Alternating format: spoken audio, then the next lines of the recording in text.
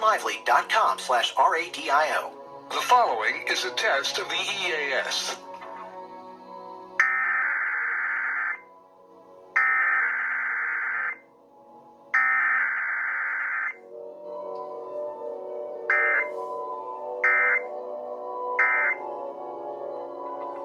This station is testing its emergency alert equipment. The EAS provides timely emergency warnings. This station serves the extended Pittsburgh operational area. This concludes this EAS test. Al Gassan is proud of our three rivers.